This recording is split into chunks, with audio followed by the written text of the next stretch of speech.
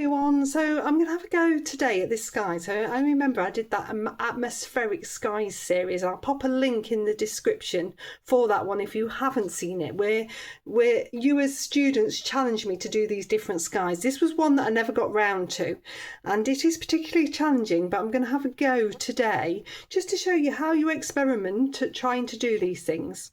So I'm using a palette that I've used for another tutorial. I'm using the Intense Blue, and I'm going to use the rose one.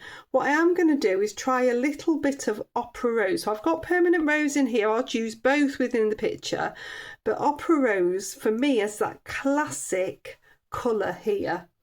And now I also am going to use a bit of gouache. Now my reasoning for using a little bit of gouache is to help keep that pink nice and potent. So it's a nice evening sky. I have got a tiny bit of Saunders Waterford, so it's 5 by 7 inches. And then these colours here, I will use around number 10, around number 6, and a rigger. If you want a bigger wash brush, you can use a bigger wash brush as well. I try and keep it simple, so that you're learning the techniques and not worrying about how many brushes you need and how many paints you need. There's just a couple of colours here. Okay, so I'm wetting the paper. I'm going to make sure that it's nicely coated, there's no puddles and there's no dry bits. I'm then going to come on with a little bit of the Intense Blue. Now I have squirted this out neat, but I'm coming into some water first and dipping a little bit. So I don't want it to be hugely strong to start with. I'm going to come in, and I want you to try to leave, I'm pressing in a circular motion with my round number 10, I'm going to try to leave some gaps. Harder than you think, especially with any sort of intense phthalo blue, because it tends to shoot a little bit, but it's the perfect colour.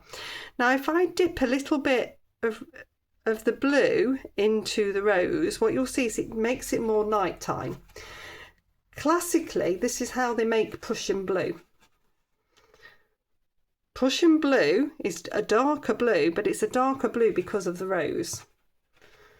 I try to impart some knowledge as I go along. So you don't need to buy Prussian blue, you can use a bit of rose and intense or phthalo blue and you'll get a similar colour. So I'm trying to leave lots and lots of space down here for those bits of rose to come in. I'm going to take a bit more of the Intense Blue and a bit of the rose together. See how nice and dark that is now?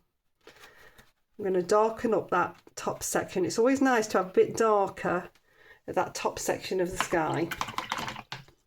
Okay, I'm going to rinse my brush really well. In fact, I'm going to come down to a number 6 now. I'm going to come into the rose. We'll try that first of all. I'm going to start to fill in some of these gaps. With rose, it's not going to be quite as vibrant as the Opera Rose. This is a particularly vibrant sky on this photograph, but it will work. Then, so if I try some of the Opera Rose, you'll see the difference. So this is the colour that's within this sky on this picture, Opera Rose. However, most people don't have Opera Rose, so you can use Permanent Rose. If you find it's not going very well and the blue is pushing, if you take a little bit of the rose and a little bit of gouache together, you'll get a pink. Now, what that does is it pushes against the Intense Blue because it's opaque. And that's transparent, so it's winning by pushing, so it should in theory push out. Now do a combination of the Opera Rose and the gouache and rose. I'm just going to get some nice bits in. So I am still doing that circular motion, but it's nice and little now. And then I want you to look and think, I don't want a pattern, not too much of a pattern, so I'm going to break through. You're always only going to have an impression of that sky. It's very hard to get something exact. And this is a particularly hard sky because there's this light, vibrant pink on dark blue with odd little bits of white. So you know how to challenge me, you lot. So I'm taking more of the opera rose in, just to break that up.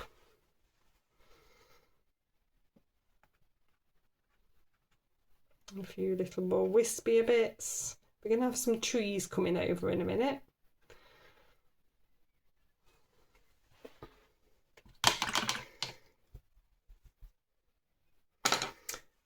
Okay, if I get a little bit of kitchen towel, I might be able to lift out a few bits of light. So I have a preferred sort of, I prefer not to lift out if I'm honest, but I think a cotton bud can be quite useful if you need to lift out a few little bits of light. Just remember that you want to lift out on the rose because that's less staining than the blue. If you can lift out on the rose to lift out the light, or you can wrap a bit of kitchen towel round something that's small, and that will give you that. It's partly having a small enough area to lift out when you're doing something this small. That's why the cotton buds work quite well. So I'm just going to lift out a few little bits of light, not many, more lower.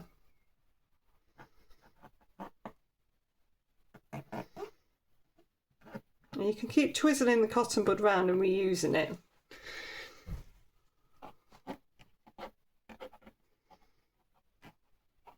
It enables you to get nicer shapes if you're not keen on your shapes as well.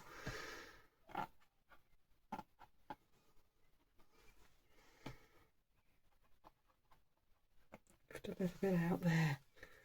Okay, I'm going to dry that one off. Okay, so that's nicely dried.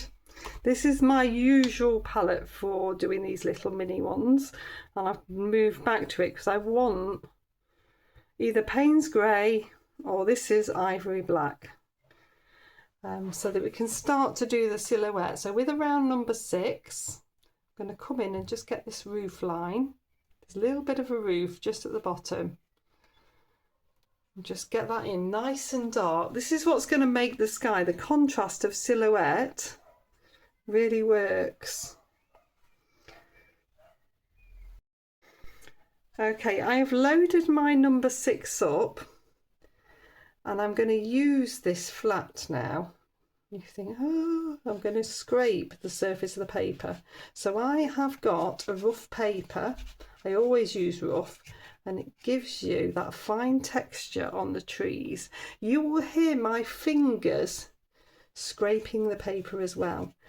The bigger the brush you can use to do this, the better. I'm nice and flat. I'm holding the brush like this.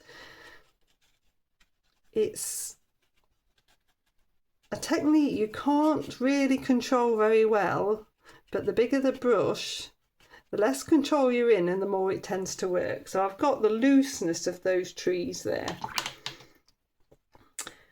Then if I twizzle this around,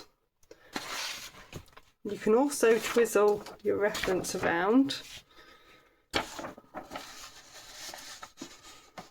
so that I can see what I'm doing, or you can just make these up. I'm going to go down to my number 2 rigger now. It's a long thin brush and it's really great for doing branches and grasses because you don't have to keep dipping back in. So what you do is you rest on your little finger and you keep the pressure even. So I'm coming through. You can lighten the pressure, you don't ever increase the pressure. I'm just crossing through and creating this bigger tree at this side. I find it easier to paint downwards to a point than I do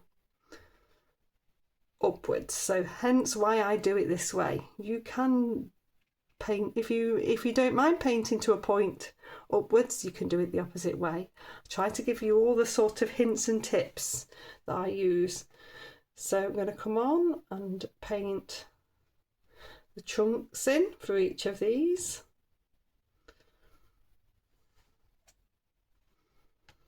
Then we can start to pop some branches in. Stagger those branches so they don't come off at the same place either side.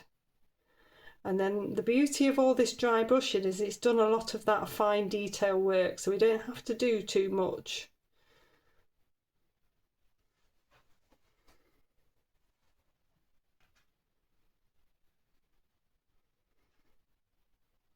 Again, stagger.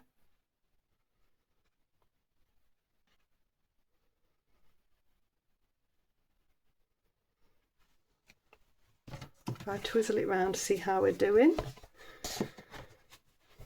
This is working quite nicely.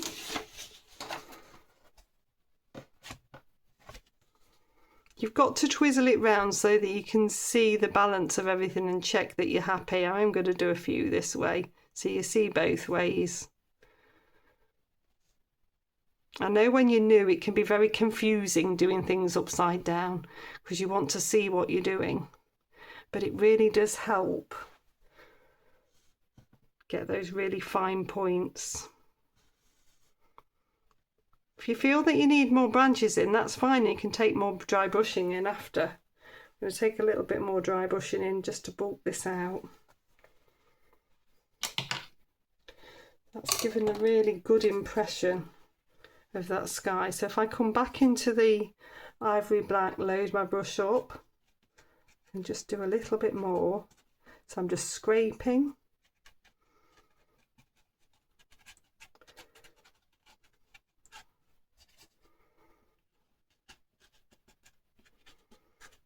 Scraping through. Scrape through there as well. It's quite nice to have a few little bits within. Doesn't look so sparse then. Okay, I'll dry that one off.